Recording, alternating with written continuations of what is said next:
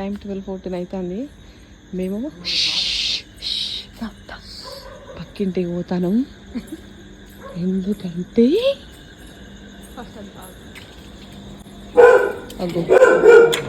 Happy birthday to you పండబ్బాయ్.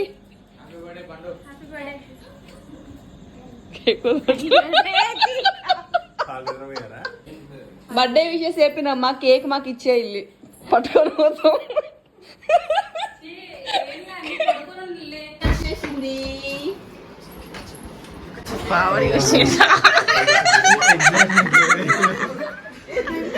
Cake కోసం మళ్ళీ ఎప్పటి నుంచి వేడి పెట్టాలి తెలుసా? ఎట్లా పడాలి